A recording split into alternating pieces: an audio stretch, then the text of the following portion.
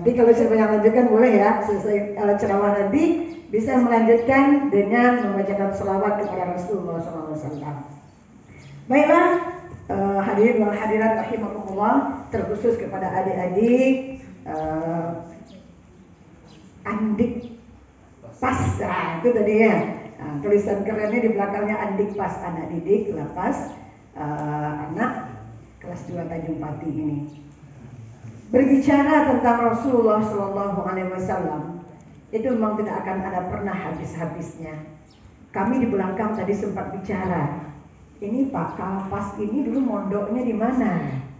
Kalau Pak Kemenak tadi mungkin sudah menyatakan beliau ini seperti Ustadz. Saya juga begitu. Pertama membaca nama beliau, Mubashiruddin. Ini Ustadz Doni, mungkin ini maksudnya mungkin Mubashir ya, yang akan memberikan kabar gembira untuk agama. Ya, Masya Allah. Jadi dari nama beliau sendiri ini akan memantik pikiran kita. Ini beliau mungkin juga dilahirkan dari seorang ayah dan ibu yang luar biasa. Begitu juga ketika beliau menyampaikan ayat demi ayat tadi yang berkaitan dengan Rasulullah SAW, saya berpikir kayak nggak perlu lagi ceramahnya. Apa yang disampaikan oleh Bapak Kalapas tadi itu inoan kece orang Minang kan, dibawa pulang diamalkan, Rasulullah cukup itu Pak. Tambah lo dikatam lo dicelai dari Pak Kemenak. Gini justru anak-anak keteknya ngecek di belakang, ya. Tapi mudah-mudahan tetap diwado mungkin hikmah ataupun yang bisa diambil dari apa yang aku sampaikan nanti ya. Jadi bicara tentang Rasulullah memang nggak akan pernah habis-habisnya. Sesuai dengan apa yang disampaikan oleh anak kita tadi, surah Al-Ahzab ayat 21, di mana Allah katakan, A'udzubillahi minasyaitonirrajim, Bismillahirrahmanirrahim, laqad kana lakum fi Rasulillahi uswatun hasanah liman kana yarjullaha wal yawmal akhir wa dzakarallaha katsira. Sungguh pada diri Rasulullah itu ada suri teladan yang baik bagimu. Bagi siapa? Liman kana yarjullaha wal yawmal akhir, yaitu bagi orang yang ingin bertemu dengan Allah, yang harap, yang rindu bertemu dengan Allah dan juga selamat nanti di hari akhir, dan juga yang banyak mengingat Allah. Hadirin wal hadirat rahimakumullah, Rasulullah sebagai uswah, mungkin kita berpikiran ini setelah biasa, setelah beliau itu menjadi Rasul di usia 40 tahun ke atas. Tetapi kalau para ahli hadis mendefinisikan yang hadis itu ma udhifa ila Nabi sallallahu alaihi wasallam min qaulin aw fi'lin aw taqririn qabla al-bi'tsah aw ba'daha min khuliqiyatin aw khalqiyatin, gitu ya. Dari seluruh aspek diri Rasulullah itu, yang hadis itu semua yang disandarkan kepada Rasulullah, baik perkataan, perbuatan, ketetapannya Nabi, diamnya Nabi, akhlaknya Nabi sebelum beliau diutus al-ba'daha ataupun sesudah diutus, baik sifat-sifat fisiknya apalagi masalah akhlaknya. Itu yang dimaknai secara umum tentang hadis. Jadi memang kalau kita lihat dan kita baca sejarah kehidupan Rasulullah SAW itu memang luar biasa. Dari kecil itu beliau sudah menjadi panutan. Apa gelar Rasulullah? Sejak kecil beliau mendapatkan gelar yang sampai hari ini ibu pikir nggak ada yang akan mendapatkan gelar ini. Apa nama gelarnya? Apa? Al-Amin, Masya Allah, Al-Amin. Apa artinya Al-Amin? Apa Al-Amin? Yang dipercaya. Kenapa yang dipercaya? Karena dari kecil orang nggak pernah melihat Nabi Muhammad itu berbohong.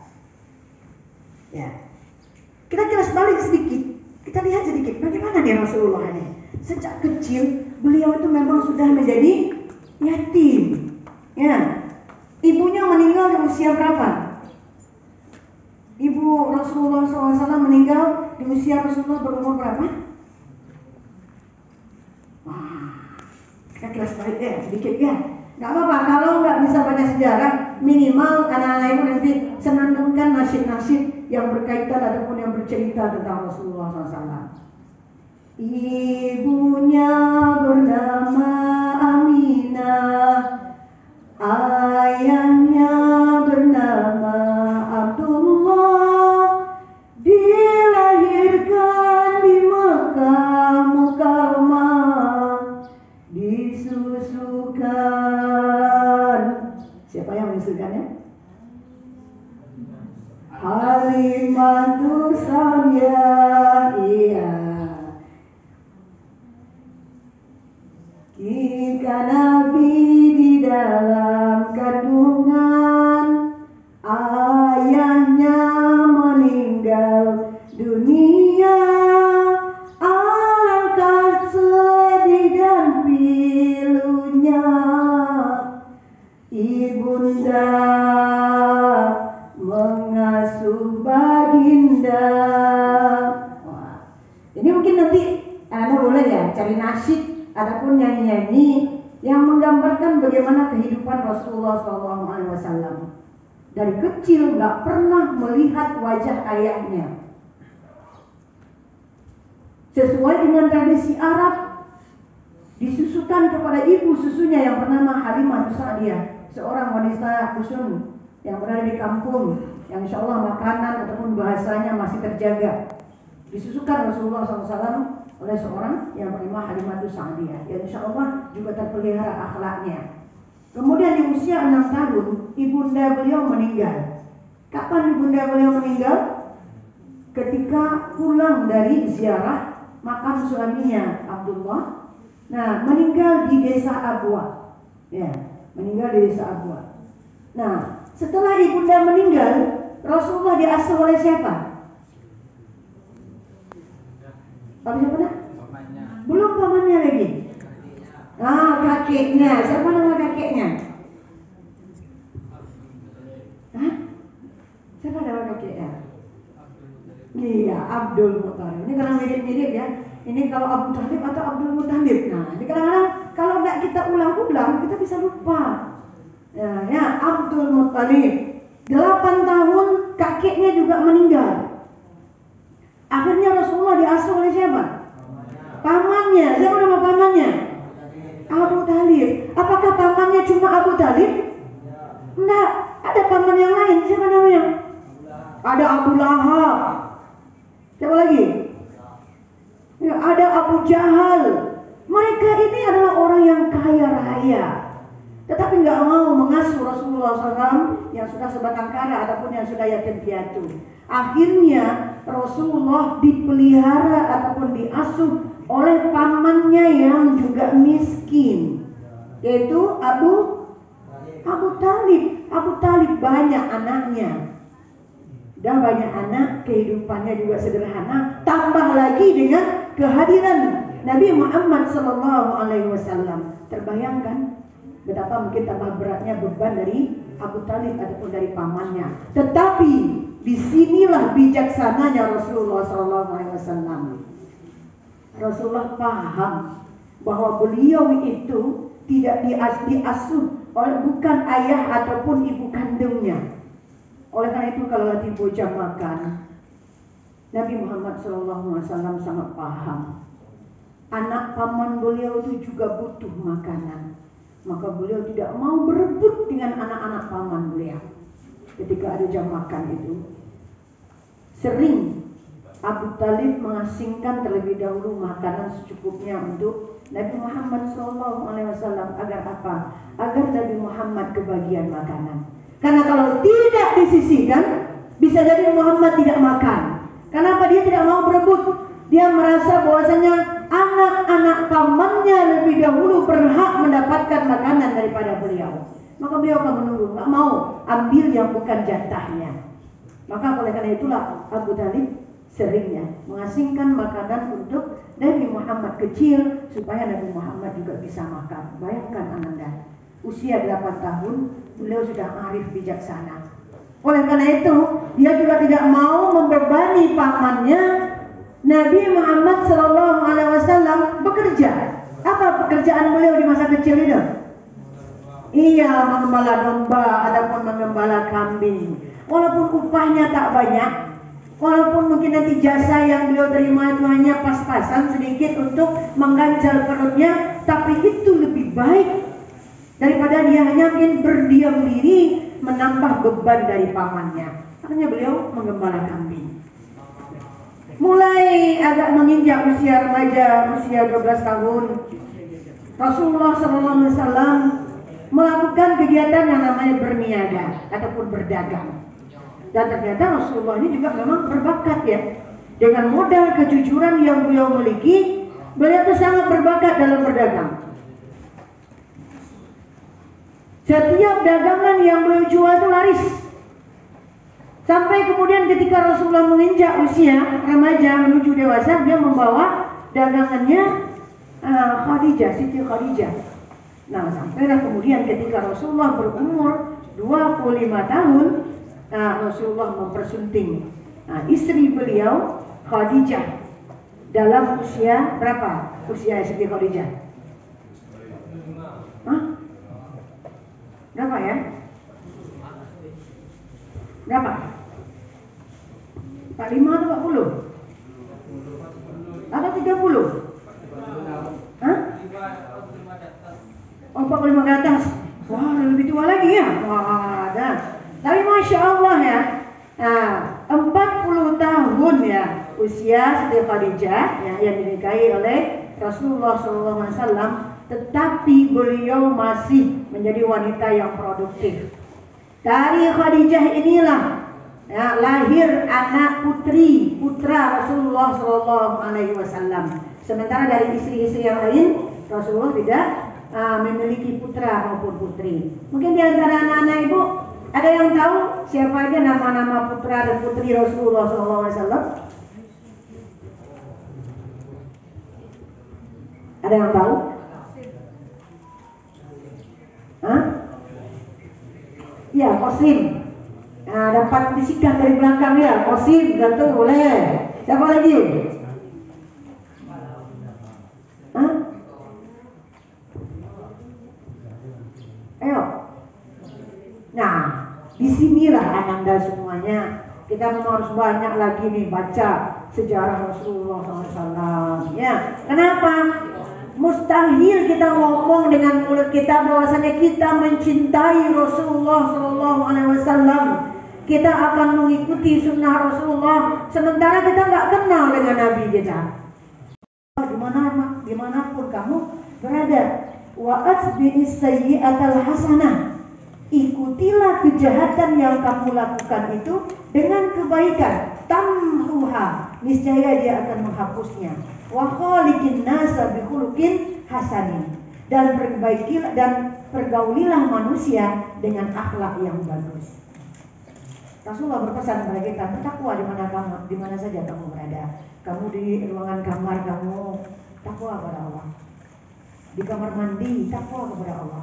Ketika sendiri, takwa kepada Allah. Ketika ramai, takwa kepada Allah. Kenapa? Allah Maha melihat. Pak Kepala Lapas bisa jadi nggak melihat, pengawas bisa jadi nggak melihat, pegawai bisa jadi nggak melihat, tapi ada malaikat dan ada Allah yang selalu mencatat setiap gerak-gerik yang kita lakukan, setiap bisikan kita, setiap mungkin istilahnya apa yang kita ucapkan, itu semuanya akan dicatat oleh Allah Subhanahu Wa Taala. Kemudian di sini juga dalam hadis yang disampaikan Rasulullah tadi juga ada pesannya, hapus kesalahan yang kita lakukan dengan kebaikan. Kalau dulu pernah Anda khilaf, pernah melakukan kesalahan, bagaimana cara menghapusnya? Bagaimana cara mendeletnya? Delete dengan memperbanyak kebaikan. Delete dengan memperbanyak amal soleh. Kamu kasusnya apa? Narkoba. Kamu kasusnya apa? Ngambil hak orang lain. Kamu kasusnya apa? Ya mungkin ini dengan berbagai latar belakang kita, hapus dengan memperbanyak kebaikan. Ini kata Rasulullah. Kalau kamu pernah salah, hapus dengan memperbanyak kebaikan. Iringi dengan kebaikan, maka dia akan menghapusnya. Begitu juga Allah mengatakan, innallaha yuhibbut tawwabin wa yuhibbul mutatahhirin. Allah mencintai orang-orang yang bertaubat dan orang-orang yang selalu mensucikan dirinya. Jadi dalam ketaatan kita juga teladani Rasulullah SAW, dan mudah-mudahan ini menjadi contoh bagi kita untuk menjaga ubudiyah kita kepada Allah Subhanahu wa taala. Yang kedua, dalam tindak tanduk ataupun akhlak Rasulullah dalam kesehariannya.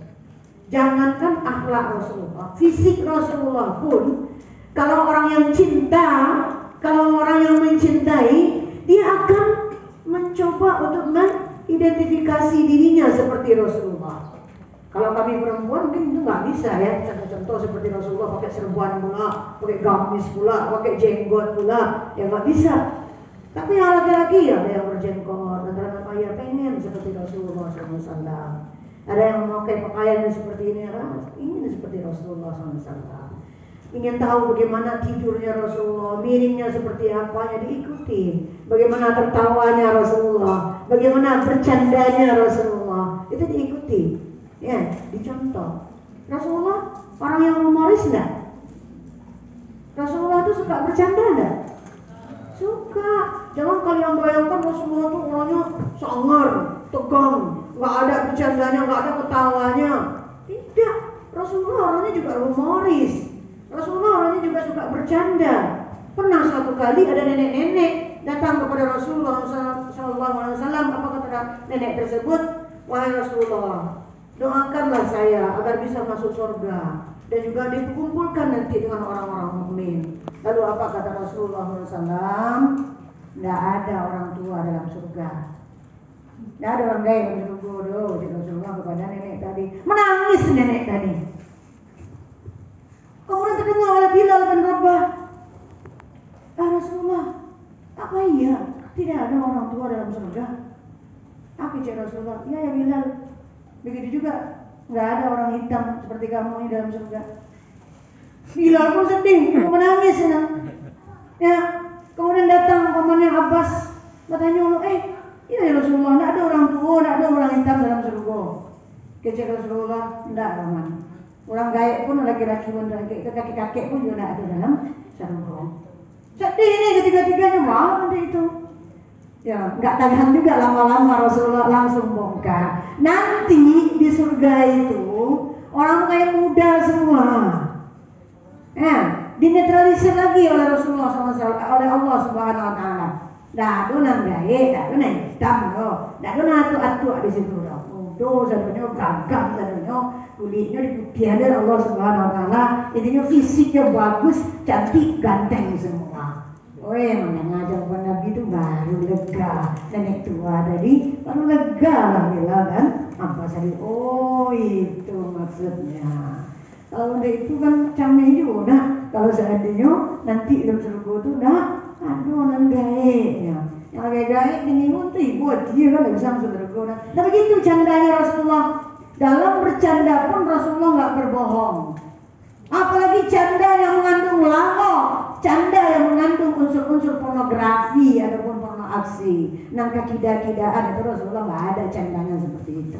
Kalau sekarang kan banyak pelawak ya, banyak yang lucu, banyak yang lucu, tapi lucunya berbau-bau konten-konten yang jorok, kadang-kadang konten yang lucunya itu lucu yang kadang-kadang nih nggak enak, nggak sesuai dengan etika. Kalau Rasulullah tidak, bercanda Rasulullah. Rasulullah itu suka olahraga enggak? Rasulullah juga jago berkuda, jago memanah. Rasulullah juga ada pacu lari dengan Sayyidah Aisyah, dengan istrinya begitu ramah, begitu sayang. Karena memang inilah gambaran Rasulullah SAW. Kamu bisa buka nanti dalam surah At-Taubah ayat 128. Laqad ja'akum rasulun min anfusikum azizun 'alaihi ma 'anittum harisun 'alaikum bil mu'minin raufur rahim. Sungguh telah datang kepada kamu seorang rasul dari dirimu sendiri. Rasul yang bagaimana? Rasul yang sangat berat bagi beliau mengingat keadaan engkau, mengingat beban yang akan kita tanggung nanti di akhirat, yang sangat mencemaskan dan mengkhawatirkan keadaan kita. Sampai sebelum ajal merenggut nyawa beliau pun, yang beliau ingat adalah ummati, ummati, ummati. Menangis Rasulullah. Karena yang dikatakan Rasulullah itu adalah Allah yang hidup di akhir zaman. Laika selamat nanti umatku. Makanya dalam riwayat yang lain dikatakan setiap nabi dan rasul itu punya doa pamungkas yang pasti dikabulkan oleh Allah Subhanahu wa taala. Nabi menyimpan doa itu untuk umatnya nanti. Memberikan syafaat kepada umatnya supaya nanti umatnya bebas dari azab api neraka. Begitu sayangnya Nabi kepada kita. Ummati, ummati. Harisun alaikum bil mu'minin. Sangat menginginkan keimananmu. Rasulullah khawatir, cemas kalau sempat kita mati dalam keadaan bermaksiat kepada Allah Subhanahu wa taala. Wajah Abu Bakar Siddiq karena cemburu. Apa kata Abu Bakar? Apakah kami ini bukan saudara engkau, wahai Rasulullah? Apa kata Rasulullah? La. Kalian adalah ashabi. Kalian adalah sahabat-sahabatku. Saudaraku adalah orang-orang yang hidup jauh nanti di belakangku. Orang-orang yang hidup di akhir zaman. Mereka tidak pernah berjumpa denganku. Mereka tidak pernah melihat aku.